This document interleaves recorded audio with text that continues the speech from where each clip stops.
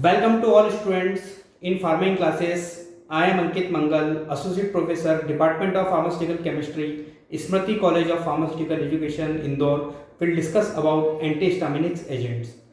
Antihistaminics agents पढ़ने से पहले हम ये बात करेंगे हिस्टामिन रिसेप्टर्स की। क्योंकि एंटीहिस्टामिनिक्स एजेंट ऐसे एजेंट होते हैं which are act against histamines which are block the receptor of histamines. तो ऐसे एजेंट जो कि हिस्टामिन्स के अगेंस्ट एक्शन शो करते हैं या हिस्टामिन रिसेप्टर को ब्लॉक करते हैं which are called as antihistaminics agent. तो एंटीहिस्टामिनिक्स एजेंट्स पढ़ने से पहले हमें यह मालूम होना चाहिए कि हिस्टामिन्स रिसेप्टर्स कौन कौन से होते हैं, उनकी लोकेशन क्या होती है, उनका इफेक्ट क्या होता है, ये हमें मालूम होना बहुत ही जरूरी है। क्योंकि जब तक हमें हिस्टामिन रिसेप्टर्स के बारे में नई नॉलेज होगी कि हिस्टामिन रिसेप्टर एक्चुअली करते क्या है, तब तक हम उनके ड्रग्स के बारे में हमें इंफॉर्मेशन इतनी हमें इजीली समझ में नहीं आएगी। So before start to antihistaminic agent we will discuss about the histamine receptors. Histamine receptors basically 4 types के होते हैं which are called as H1 receptors, H2 receptors, H3 receptor, H4 receptor. So there are 4 types of histamine receptor which are H1, H2, H3 and H4 receptor. जिसमें जो बहुत important receptors है which is the H1 receptor and H2 receptor. ये H1 और H2 receptor ये बहुत important है जो कि पहले डिस्कवर हो चुके हैं। उसके बाद के जो रिसेप्टर डिस्कवर हुए which are the H3 receptors and H4 receptor. So today we will discuss about the various subtypes of histamine receptors, their location and their effect in our body. So first we start with H1 receptor. H1 receptor जैसे कि जिसकी जो उसकी location है वो है तो first is blood which are found in blood vessels, second is smooth muscles, next is heart, CNS and ganglionic cells. तो in this particular area H1 receptors are found and their effect is increase the vascular permeability. Blood vessels के अंदर H1 receptor क्या करते हैं कि vascular की permeability क्या करते हैं, इंक्रीज कर देते हैं, जिसके कारण थोड़ी स्वेलिंग एडिमा भी देखा जाता है. स्मूथ मसल्स में H1 रिसेप्टर क्या करते हैं, स्मूथ मसल का कॉन्ट्रैक्शन करते थे, जैसे अपने लंग्स का जो अपना रेस्पिरेटरी ट्रैक्ट होता है उसे bronchi it is also example of smooth muscle. Bronchi का भी कॉन्स्ट्रिक्शन कर देंगे, ब्रोंकाई कॉन्स्ट्रिक्शन कर देंगे तो अस्थमा जैसी प्रॉब्लम क्रिएट हो जाएगी. और साथ ही साथ ये H1 रिसेप्टर क्या होते हैं कि ब्रोंकाई के अंदर जो गॉबलेट सेल है, गॉबलेट सेल में जो म्यूकस है उसका सिक्रेशन इंक्रीज हो जाता है.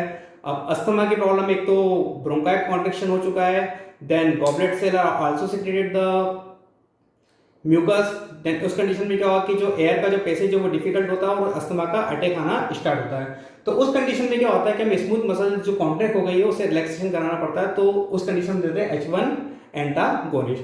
तो H1 जो रिसेप्टर है which are found in smooth muscle and which are responsible for smooth muscle contraction and bronchi constriction. H1 receptor is also responsible for the allergic reaction. Allergic reaction, you know that when allergen or foreign particle come into the body, then our immune system are produce some response. This response is called as immunomodulatory response and this is also called as allergic reaction. तो ये जो allergic reaction के लिए responsible होता है वो histamine responsible होता है. Mast cell are secreted the histamines and which are produce the allergic reaction. Histamine heart में भी प्रेजेंट होता है, सीएनएस में प्रेजेंट होता है. सीएनएस में ये एक्ट करता है as a neurotransmitter. Then this also found in the ganglionic cell. Ganglionic cell में भी ये प्रेजेंट करता है हिस्टामिन जो कि एक न्यूरोट्रांसमीटर का रोल प्ले करता है. ब्लड वेसल्स को जो हिस्टामिन जो होता है वो डायरेक्शन कराता है, so it is present in the blood vessels. तो H1 receptor found in the blood vessels, smooth muscle, heart, CNS and ganglionic cell. तो ये था H1 रिसेप्टर. नेक्स्ट हम बात करने वाले हैं H2 रिसेप्टर्स की. H2 रिसेप्टर का जो उसकी जो लोकेशन होती है this are present in the gastric parietal cell. आप सभी को मालूम है स्टमक में डिफरेंट टाइप्स की सेल होती है. पैराइटल सेल होती है, गॉबलेट सेल होती है, चीफ सेल होती है. चीफ सेल जिसका मेजर फंक्शन होता है एंजाइम का सिक्रेशन करना, पेप्सिनोजन का सिक्रेशन करना, जिसका कन्वर्शन होता है एक्टिव पेप्सिन में. देन पैराइटल सेल होती है जिसका मेजर रोल होता है एसिल का सिक्रेशन करना. देन गॉबलेट सेल होती है जिसका सिक्रेशन जिसका मेजर रोल होता है म्यूकस का सिक्रेशन करना जो गैस्ट्रिक म्यूकोसा का एक पार्ट होता है. तो गैस्ट्रिक पैराइटल सेल को जो है H2 जो गैस्ट्रिक पैराइटल सेल में H2 रिसेप्टर प्रेजेंट होते हैं जो स्टिमुलेट करते हैं पैराइटल सेल को और सीक्रेट करते हैं गैस्ट्रिक एसिड. अब गैस्ट्रिक एसिड का स्टमक में बहुत ही मेजर रोल होता है. एक तो फूड को एसिडिफाई करता है और दूसरा जो पेप्सिनोजन जो इनएक्टिव एंजाइम होता है उसको कन्वर्ट करता है पेप्सिन में by producing the acidic environment. और ये जो पेप्सिन होता है जो प्रोटीन का डाइजेशन करता है, ये जो पेप्सिन जो होता है वो it is converted the protein into the small polypeptides. तो बड़े प्रोटीन को के कन्वर्ट करता है छोटे प्रोटीन्स में, पेप्सिन। तो ये जो एसिड जो रहता है, HCl जो रहता है, वो डाइजेशन में बहुत ही इंपॉर्टेंट रोल प्ले करता है। But if HCl secreted more than the certain amount, then it is called the acidity. जैसे HCl बॉडी के लिए अच्छा है, पर अगर ये ज्यादा अमाउंट में अगर ये बॉडी में रिलीज होगा, सीक्रेट होगा, तो ये एसिडिटी कॉज करेगा। और ये एसिडिटी जो है बॉडी के लिए कहीं ना कहीं डिस्कम्फर्ट प्रोड्यूस करती है। तो इसके लिए हमें क्या करना रहता है कि हमें H2 जो रिसेप्टर है उसको एंटागोनाइज करते हैं, that is called as H2 antagonist. तो H2 रिसेप्टर प्रेजेंट होते हैं गैस्ट्रिक पैराटाइट सेल में, और वो सीक्रेट करते हैं gastric acid HCl with the help of hydrogen potassium ATPase pump के हेल्प से। H2 receptor also present in heart and adrenal gland. Heart में ये फोर्स ऑफ कॉन्ट्रैक्शन और रेट ऑफ कॉन्ट्रैक्शन को इंक्रीज करते हैं। हालांकि बॉडी में इसका इतना सिग्निफिकेंटली रोल नहीं देखा गया, लेकिन क्लिनिकल ट्रायल्स में देखा गया है कि जो H2 रिसेप्टर्स है which are responsible for the force of contraction and rate of contraction by the positive inotropic effect. H2 receptor also found in adrenal gland. Adrenal gland में ये प्रेजेंट करता है और रिलीज करता है कैटेकोलामीन। देन H1 रिसेप्टर और H2 receptor, जैसा कि आप बहुत अच्छे समझ चुके हैं, इनकी लोकेशन क्या होती है, इनका इफेक्ट क्या होता है, और ये दोनों रिसेप्टर्स के जो एंटागोनिस्ट है ये आपके सिलेबस में है, तो इनका नॉलेज होना आपको बहुत ही जरूरी है। अब आप ये समझ चुके हैं कि H2 रिसेप्टर कहाँ प्रेजेंट होते हैं, कहाँ लोकेशन है, उनका इफेक्ट क्या है। क्या होता है कि इनके इफेक्ट जब ये बॉडी में प्रोड्यूस करते हैं, तो ये जब इफेक्ट एक लेवल से ज्यादा होता है तो कहीं ना कहीं बॉडी में प्रॉब्लम क्रिएट होती है। जैसे फॉर एग्जांपल अगर ब्रोंकाई कॉन्ट्रैक्शन एक लेवल से ज्यादा हो गया तो अस्थमा क्रिएट करता है। गैस्ट्रिक सिक्रीशन एक लेवल से ज्यादा हो जाए तो ये गैस्ट्रिक एसिडिटी कॉज करता है। तो इन्हीं रीजंस के कारण हम H1 H2 एंटागोनिस्ट का यूज करते हैं, जो कि आपके सिलेबस में जितने भी ड्रग्स हैं, उनके स्ट्रक्चर्स हैं, उनके सार है, उनके यूजेस है, वो सब हम डिस्कस करने वाले हैं। वो हम नेक्स्ट वीडियो में देखेंगे। अभी तो हमें ये समझना है कि H1 रिसेप्टर कहाँ प्रेजेंट होते हैं, उनका इफेक्ट क्या होता है, H2 रिसेप्टर कहाँ होते हैं, उनका इफेक्ट क्या है। और जैसा कि हम लास्ट लेक्चर में भी बता चुका हूँ कि हिस्टामिन का जो बेसिक नेचर क्या होता है, हिस्टामिन की केमिस्ट्री क्या है, हिस्टामिन का बायोसिंथेसिस कैसा है। तो इसे आप पढ़ने के लिए, मेडिसिन केमिस्ट्री पढ़ने के लिए आप क्या करिए कि जो मैंने प्रीवियसली जो वीडियो अपलोड की है उससे आप इस वीडियो के साथ ही आप पहले देखें। तो इससे क्या है कि आपको ज़्यादा रटना नहीं पड़ेगा, ज़्यादा आपको फोर्स नहीं डालना पड़ेगा अपनी स्टडी में, आपको सारी चीज़ें एक सीक्वेंस से समझ में आ जाएगी। तो इसके लिए आप वीडियो बार बार देखें, ठीक है।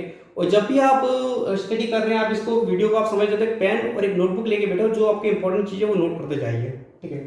तो H1 H2 रिसेप्टर हम बहुत अच्छे से समझ चुके हैं। अब हम बात करते हैं H3 रिसेप्टर्स की।